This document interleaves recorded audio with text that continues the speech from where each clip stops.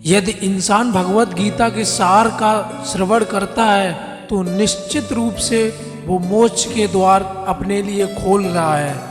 क्रोध में इंसान भ्रमित हो जाता है और भ्रम से बुद्धि व्यर्ग हो जाती है और अपने गलत फैसले के चलते उसका पतन शुरू हो जाता है। आप केवल कर्म के हकदार हैं, उसके फल के कभी नहीं। जो हुआ अच्छा हुआ, जो भी हो रहा है वो अच्छा हो रहा है और जो होगा वह भी अच्छा होगा।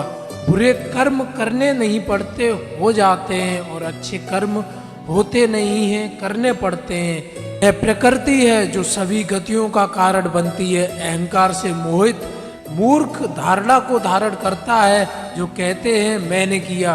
पूर्ण लगन के साथ अपना कार्य करो, लेकिन उसके फल की इच्छा मत करो, क्योंकि जब आप फल की इच्छा करते हैं तब कहीं ना कहीं आप अपने कार्य में पूर्ण रूप से समर्पित नहीं हो पाते। गति के लिए चरणों पर ध्यान देना आवश्यक है, किंतु प्रगति के लिए सदैव आचरण पर ही ध्यान देना चाहिए। जिसका मन उसके बस में नहीं, उसके लिए उसका मन शत्रु के समान है।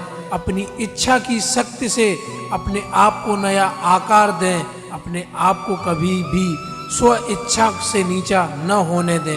मनुष्य अपने विश्वास से निर्मित होता है। जैसा वो विश्वास करता है वैसा वो बन जाता है। ना यह शरीर तुम्हारा है और ना तुम इस शरीर के। यह शरीर तो अग्नि जल वायु पृथ्वी आकाश से बना है और इसी में मिल जाएगा, परंतु आत्मा स्थिर है। फिर तुम क्या हो? तुम अपने आप को भगवान को समर्पित करो, यही सबसे उत्तम सहारा है। जो इसके सहारे को जानता है वह भय चिंता शोक से सर्वदा मुक्त है। इच्छाओं में कमी ही सुख की कुंजी है। जो पहले विष जैसा लगता है लेकिन अंत में अमृत जैसा स्वाद देता है, यह सत्य का आनंद है जो स्वयं के साथ शांति से पैदा हुआ।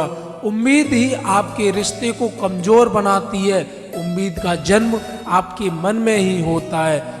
शांत नम्रता मौन संयम और पवित्रता यह मन के अनुशासन है। सभी स्वार्थी इच्छाओं पर काबू पाना पर्याप्त नहीं है। स्वामित्व और अहंकार को बस में करना भी आवश्यक है। जिसे तुम अपना समझकर मग्न हो रहे हो, बस यही प्रसन्नता तुम्हारे दुखों का कारण है। कर्म मुझसे नहीं चिपके रहते, क्योंकि मैं उनके परिणामों से जुड़ा नहीं हूँ। जो लोग इसे समझते हैं और इसका अभ्यास करते हैं वे स्वतंत्रता में रहते हैं।